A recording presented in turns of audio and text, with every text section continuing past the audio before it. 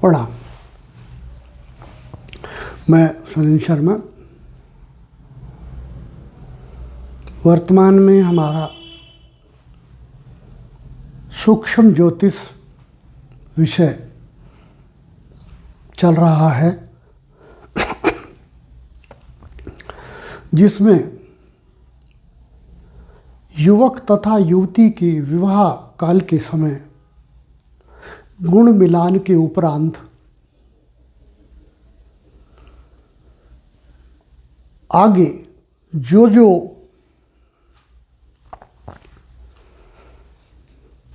चर्चाएं करनी होती हैं उन पर हम अपनी चर्चा में शामिल हैं। पिछले पाठ में हमने इस विषय पर चर्चा की थी कि कौन मांगलिक है,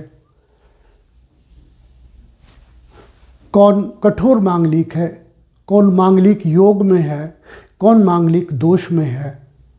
दोनों का आपसी समायोजन कराया जाए, दोनों का आपसी मेल कराया जाए तो क्या क्या परिणाम होंगे, क्या हानि होगी, क्या लाभ होगा, किस स्थिति में आपसी तालमेल कराया जा सकता है, किस स्थिति में नहीं कराना चाहिए।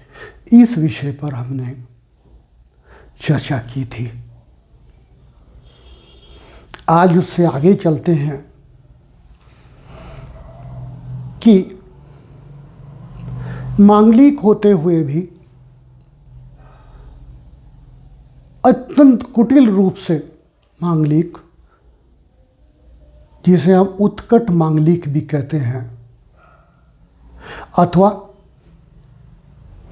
मंगल न होते हुए भी मांगलिक होना, इन दोनों बातों पर हम आज चर्चा करेंगे। मैंने पिछले अध्याय में, पिछले पाठ में इस बात पर चर्चा की थी कि ये आवश्यक नहीं कि जिन भावों में मंगल होने से लोक प्रथा में मांगलिक माना जाता है, वहाँ केवल मंगल से ही मांगलिक दोष हो, ऐसा नहीं। मात्र मंगल को पापियों का लीडर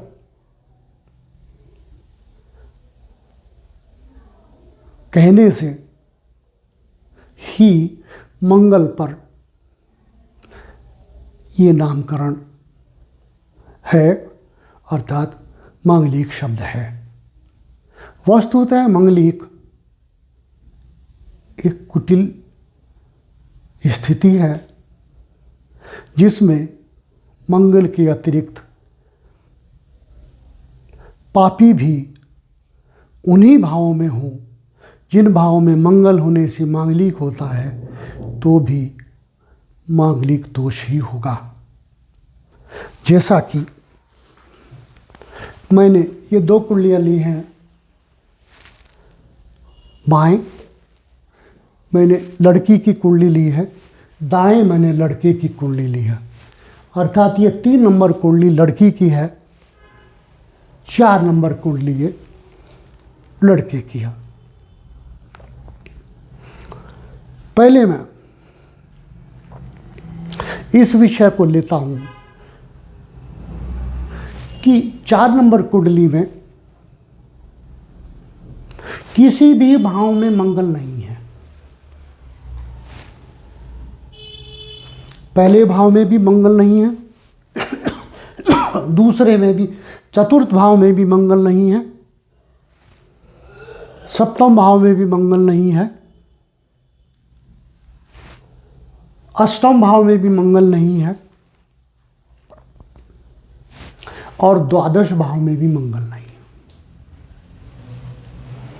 तदुपरांत भी ये प्राणी मंगलिक है।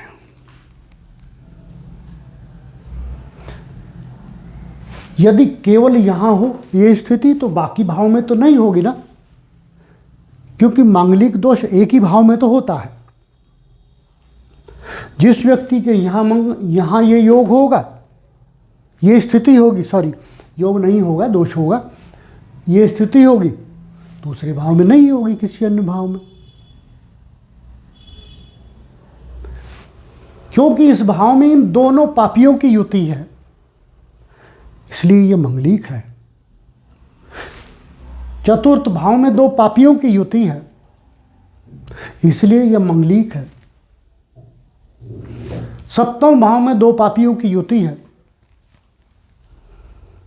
इसलिए यह मंगलिक है। अष्टम भाव में यही स्थिति है, इसलिए यह मंगलिक है। और द्वादश भाव में दो पापियों की स्थिति है, इसलिए ये मंगलिक है। बड़ा विचित्र सा लग रहा होगा इस बात को सुन करके कि बिना मंगल के भी मंगलिक होता है, ऐसा है। गूढ़ ज्योतिष में स्पष्ट है ये,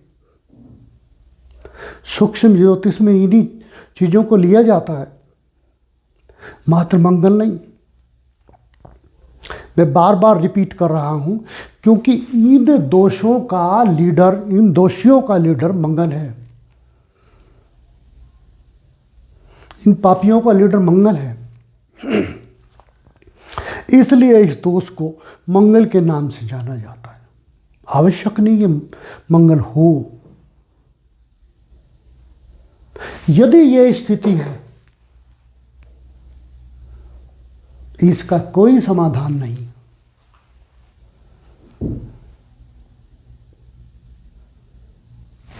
मांगलिक नहीं है, लेकिन ऐसा मांगलिक दोष है इसका कोई समाधान नहीं।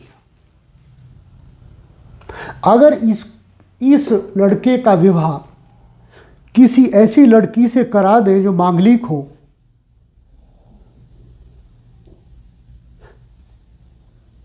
तो बड़े घातक परिणाम होंगे। और यदि ऐसे से करा दे जो नॉन मांगलिक हो,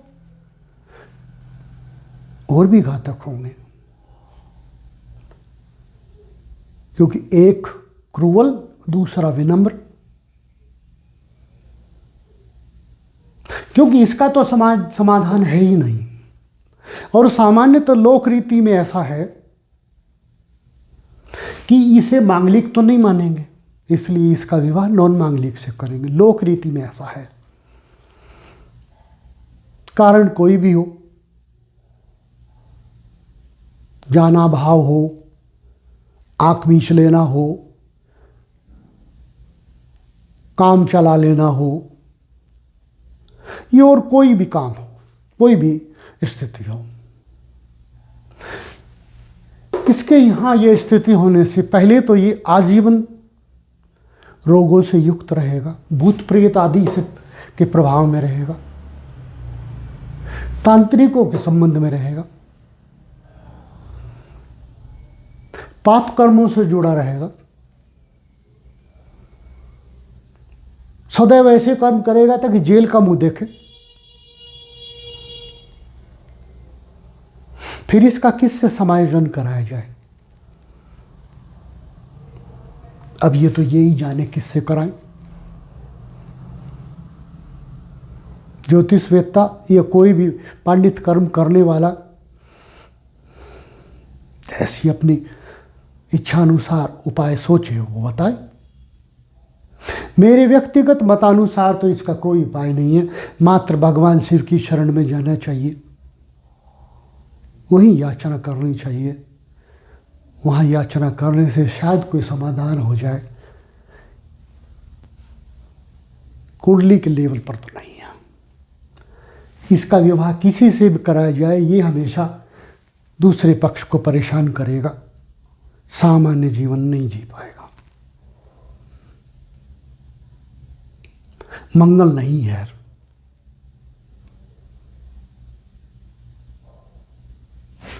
दूसरा देखें हम, यहां चतुर्थ भाव में शनि केतु है, यह भी मांगलिक नहीं है लोक रीति में, क्योंकि मंगल नहीं है। परंतु ज्योतिषानुसार, ज्योतिष के अनुसार मंगल मांगलिक है। यही स्थिति यहाँ सप्तम भाव में मंगल नहीं है। लोक रीति में इसको मांगलिक नहीं कहते, लेकिन ये भी मांगलिक है, ज्योतिष के अनुसार मांगलिक है। ये सप्तम अष्टम भाव में यहाँ मंगल नहीं है, लेकिन शनि सूर्य की युति है। दोनों पापी हैं, दोनों शत्रु भी हैं, जटिल मांगलिक योग है। द्वादश भाव में फिर शनि राहु हैं, मंगल नहीं है वहां पर, लेकिन जटिल मांगलिक दोष है। ये सारे दोष हैं, योग नहीं है, ये भी योग नहीं है, दोष ही है।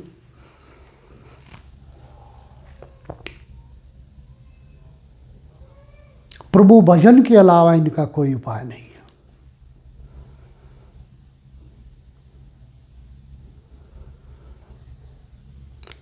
अब हम आए उत्कट मांगलिक योग पर। ये उत्कट मांगलिक दोष, उत्कट मांगलिक दोष शायद सुनने में तभी आता हो क्योंकि ये गूढ़ ज्योतिष का विषय है, सामान्य ज्योतिष का विषय नहीं है। सामान्य व्यवहार में इस शब्द को नहीं सुना जाता, नहीं पांडित कर्म को करने वाले लोग इसको ध्यान में रखते, ऐसा देखने में आता है। वो ऐसा क्यों करते ये तो वही जाने। परंतु उत्कट मांगलिक दोष का उपाय नहीं है। उसी प्रथम भाव में देखिए, मंगल भी है, शनि भी है, राहु भी है। मंगल के साथ दो पापी है, इसे हम उत्कट मांगलिक दोष कहेंगे। ऐसे ही चतुर्थ भाव में मंगल के साथ शनि और सूर्य हैं, दो पापी हैं। ऐसी युति को हम उत्कट मांगलिक दोष कहेंगे।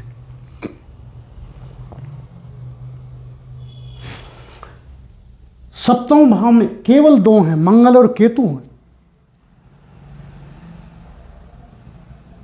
इसे हम उत्कट मांगलिक दोष कहेंगे।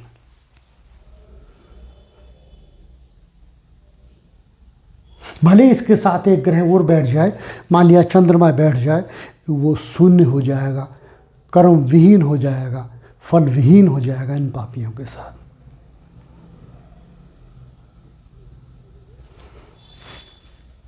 अष्टम भाव में शनि, मंगल और बुध हैं। एक सौम्य ग्रह है, परंतु वो शून्य तुल्य है। इन दो पापियों की तुलना में वो शून्य तुल्य है। ये दोनों एक साथ होने से उत्कट मांगलिक दोष है। इसी प्रकार से द्वादश भाव में देखिए, मंगल, राहु और सूर्य है, तीनों पापी एक साथ जुड़ गए हैं। ये उत्कट मांगलिक दोष है। इन दोनों में भेद है, और इस मंगलिक, ये सामान्य मंगलिक की कुंडली है, इसमें इनमें भेद है। इनकी कोई काट नहीं है, इनका कोई अपोजिट नहीं बनता। यदि हम कहें कि इस प्राणी की जो भी युवक या युवती है, इसकी अन्य मांगलिक से शादी करा दी जाए, जैसे ये मांगलिक है, तो स्वतः देखिए क्या होगा। जिस प्रकार का भोग भोगना पड़ेगा वो तो भविष्य बताता है। पहले से उसका बखान करना या उसका वर्णन करना शायद उचित नहीं है। अगर ये लड़की है और ये लड़का है और इस दोष में है, कल्पना करो ये कुंडली है और यहां पर ये दोष है, बाकी कुछ नहीं है, क्योंकि एक ही भाव में दोष होता है ना। ये द्वादश भाव में उत्कट मांगलिक दोष है। इस लड़के का सब सामान बिकवा देगी।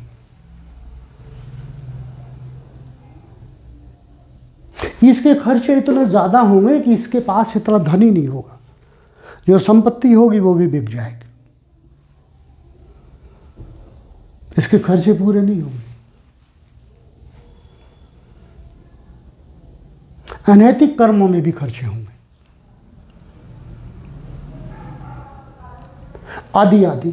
इतनी बीमारियां ये भोगेगी, अगर ये लड़की होगी या लड़का होगा तो भी इतनी बीमारियां ये भोगेगा जिनका इलाज ही संभव नहीं होगा। एक बीमारी भोगी है, वो इलाज लगभग लगी इलाज होने में, तो दूसरी जन्म ले लेगी, फिर तीसरी जन्म ले लेगी। इस प्रकार से अनेक दिक्कतों से ये जूझेगा। उसका और इसका समायोजन नहीं होगा आपस में, दोनों में झगड़े भी होंगे, विवाद भी होंगे, मुकदमेबाजी भी होगी, झेल भी जा सकता है।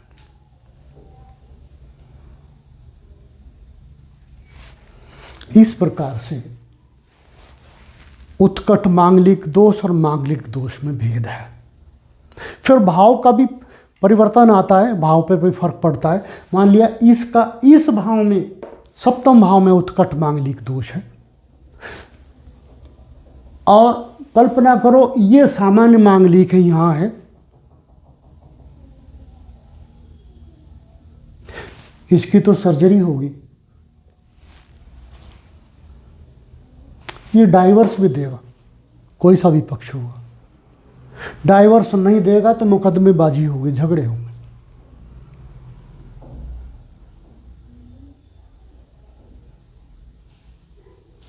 दोनों का समायोजन आपस में मेल नहीं हो सकता। और यदि किसी कारणवश इसका इससे मेल करा दिया जाए, इससे, वैसे ऐसा कराया नहीं जाता, क्योंकि इसे लोक रीति में इसे मांगलिक मानते ही नहीं।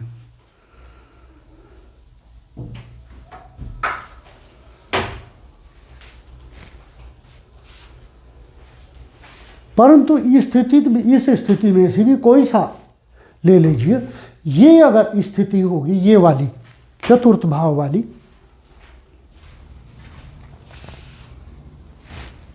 और यहां ये स्थिति होगी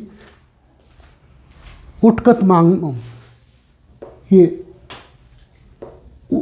मांगलिक दोष वाली, और इसका किसी ऐसे से समायोजन हो जाए जिसकी अपनी कुंडली में भी उत्कट मांगलिक दोष हो, तो उसके परिणाम का बखान करना उत्तम नहीं है। पूरा जीवन वो स्थिति होगी जो दो दुश्मन देशों की होती है, उसमें सब कुछ होता है। दो दुश्मन देशों में जो भी युक्तियां दुश्मनी को निकालने के लिए या अपोजिट को क्षति पहुंचाने के लिए, डिग्रेड करने के लिए प्रयोग की जाती है, वही हाल फिर इन दोनों का भी होगा। यदि दोनों की कुंडलियों में ही उत्कट मांगलिक दोष मिल जाए,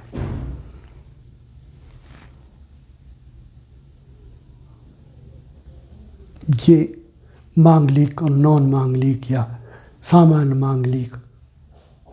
मांगलिक योग आदि आदि में सामान्य विधि अनुसार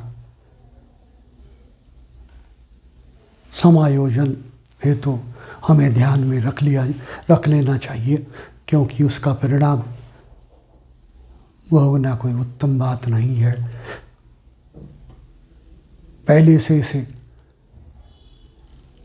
अगर जैसे भी युक्ति हो सके,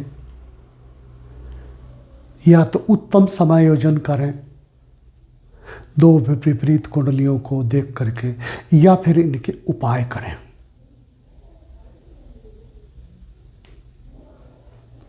उपाय पहले नहीं बताए जा सकते, क्योंकि कुंडली में किस भाव में उत्कट मंगलिक या मंगलिक योग या सामान्य मंगलिक कौन सा दोष है, उस भाव के अनुसार ही इनके उपाय बनते हैं, जिसके लिए किसी उत्तम ज्योतिषी या विद्वान के पास तो जाना पड़ता है, क्योंकि इन जटिल दोषों के उपाय यहाँ लेक्चर देते समय स्पष्ट नहीं हो सकते। यहाँ तक हमने मंगल या मांगलिक दोषों पर चर्चा की। हो सकता है अभी भी कुछ शेष रहता हो, लेकिन जितना उदाहरण लेकर के मैं स्पष्ट कर सकता था उतना मैंने किया, शायद काम आए। यदि मेरे ये लेक्चर्स उचित लगें, मन को भाएं, किसी काम आए, तो प्रार्थना है चैनल को सब्सक्राइब करें, लाइक करें। नमस्कार।